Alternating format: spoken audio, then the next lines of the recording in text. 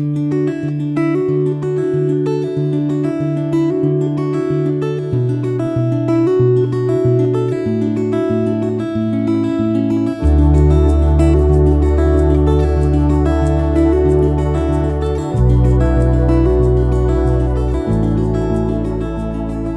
reading begins in Job, chapter 1, verse 1.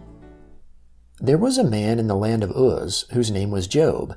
That man was blameless and upright, and one who feared God, and turned away from evil. There were born to him 7 sons and 3 daughters. His possessions also were 7,000 sheep, 3,000 camels, 500 yoke of oxen, 500 female donkeys, and a very great household, so that this man was the greatest of all the children of the East.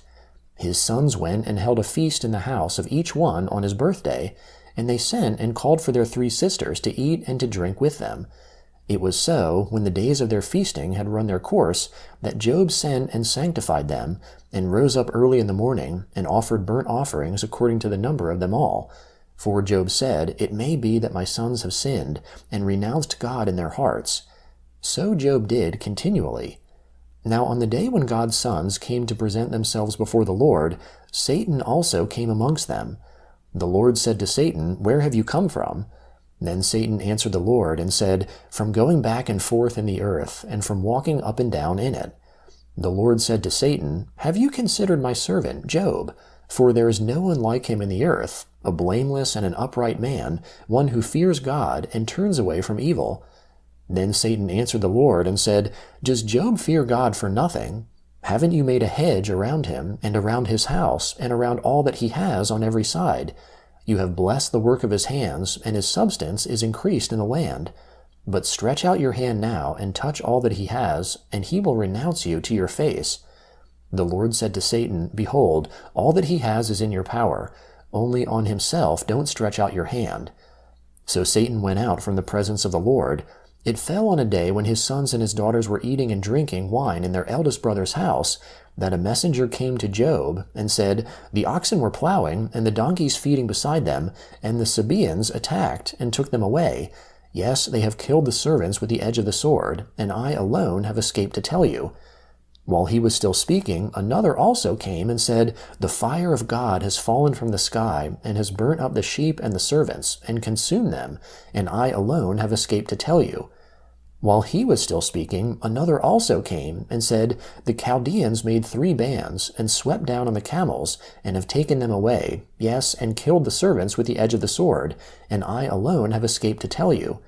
While he was still speaking, there came also another, and said, Your sons and your daughters were eating and drinking wine in their oldest brother's house, and behold, there came a great wind from the wilderness, and struck the 4 corners of the house, and it fell on the young men, and they are dead. I alone have escaped to tell you. Then Job arose, and tore his robe, and shaved his head, and fell down on the ground, and worshipped. He said, Naked I came out of my mother's womb, and naked will I return there. The Lord gave, and the Lord has taken away. Blessed be the Lord's name. In all this, Job didn't sin, nor charge God with wrongdoing.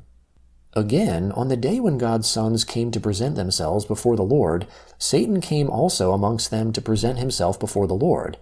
The Lord said to Satan, Where have you come from? Satan answered the Lord and said, From going back and forth in the earth, and from walking up and down in it.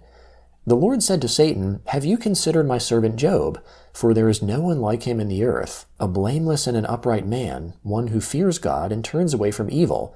He still maintains his integrity, although you incited me against him, to ruin him without cause. Satan answered the Lord and said, Skin for skin. Yes, all that a man has he will give for his life.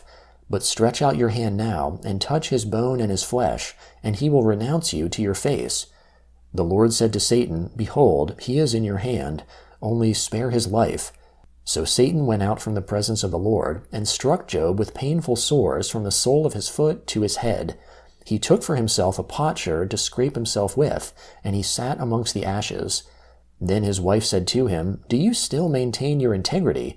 Renounce God, and die. But he said to her, You speak as one of the foolish women would speak. What, shall we receive good at the hand of God, and shall we not receive evil? In all this, Job didn't sin with his lips. Now when Job's 3 friends heard of all this evil that had come on him, they each came from his own place, Eliphaz the Temanite, Bildad the Shuhite, and Zophar the Naamathite, and they made an appointment together to come to sympathize with him and to comfort him. When they lifted up their eyes from a distance and didn't recognize him, they raised their voices and wept, and they each tore his robe and sprinkled dust on their heads towards the sky. So they sat down with him on the ground 7 days and 7 nights, and no one spoke a word to him, for they saw that his grief was very great. After this, Job opened his mouth and cursed the day of his birth. Job answered, "Let the day perish in which I was born, the night which said, 'There is a boy conceived.' Let that day be darkness. Don't let God from above seek for it, neither let the light shine on it. Let darkness and the shadow of death claim it for their own. Let a cloud dwell on it. Let all that makes the day black terrify it. As for that night, let thick darkness seize on it. Let it not rejoice amongst the days of the year. Let it not come into the number of the months. Behold, let that night be barren. Let no joyful voice come therein. Let them curse it who curse the day, who are ready to rouse up Leviathan. Let the stars of its twilight be dark. Let it look for light, but have none. Neither let it see the eyelids of the morning, because it didn't shut up the doors of my mother's womb, nor did it hide trouble from my eyes. Why didn't I die from the womb? Why didn't I give up the spirit when my mother bore me? Or why did the knees receive me? Or why the breast that I should nurse? For now I should have lain down and been quiet. I should have slept, then I would have been at rest, with kings and counselors of the earth, who built up waste places for themselves, or with princes who had gold, who filled their houses with silver, or as a hidden untimely birth I had not been, as infants who never saw light. There the wicked cease from troubling, there the weary are at rest. There the prisoners are at ease together, they don't hear the voice of the taskmaster. The small and the great are there, the servant is free from his master. Why is light given to him who is in misery, life to the bitter in soul, who long for death but it doesn't come, and dig for it more than for hidden treasures, who rejoice exceedingly and are glad when they can find the grave? Why is light given to a man whose way is hidden, whom God has hedged in? For my sighing comes before I eat, my groanings are poured out like water, for the thing which I fear comes on me, that which I am afraid of comes to me. I am not at ease, neither am I quiet, neither do I have rest, but trouble comes."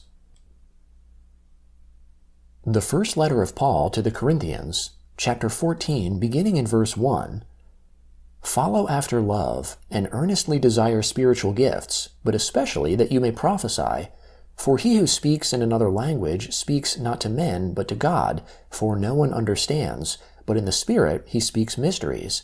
But he who prophesies speaks to men for their edification, exhortation, and consolation. He who speaks in another language edifies himself, but he who prophesies edifies the assembly. Now I desire to have you all speak with other languages, but even more that you would prophesy. For he is greater who prophesies than he who speaks with other languages, unless he interprets, that the assembly may be built up. But now, brothers, if I come to you speaking with other languages, what would I profit you unless I speak to you either by way of revelation, or of knowledge, or of prophesying, or of teaching?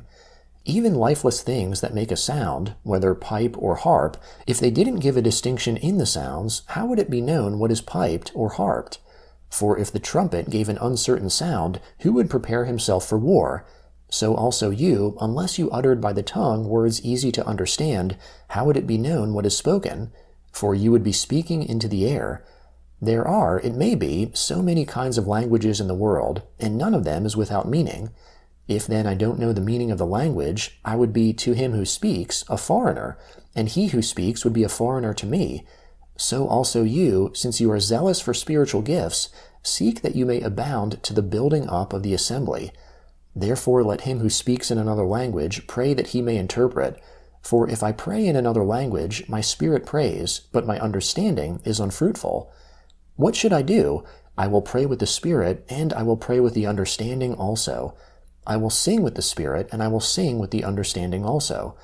Otherwise, if you bless with the Spirit, how will he who fills the place of the unlearned say the Amen at the giving of your thanks, seeing he doesn't know what you say?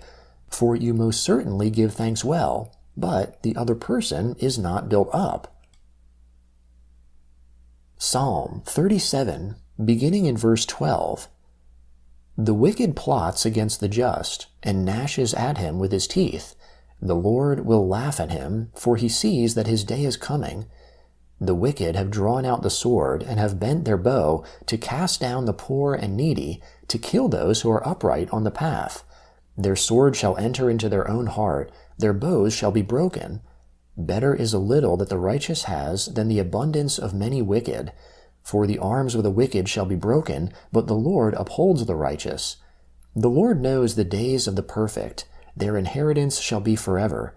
They shall not be disappointed in the time of evil. In the days of famine they shall be satisfied. But the wicked shall perish. The enemies of the Lord shall be like the beauty of the fields. They will vanish, vanish like smoke. The wicked borrow and don't pay back, but the righteous give generously. For such as are blessed by him shall inherit the land. Those who are cursed by him shall be cut off. A man's steps are established by the Lord. He delights in his way. Though he stumble, he shall not fall, for the Lord holds him up with his hand. I have been young, and now am old, yet I have not seen the righteous forsaken, nor his children begging for bread. All day long he deals graciously, and lends. His offspring is blessed. Depart from evil and do good. Live securely forever. For the Lord loves justice, and doesn't forsake his saints. They are preserved forever, but the children of the wicked shall be cut off. The righteous shall inherit the land, and live in it forever. Proverbs chapter 21, beginning in verse 25.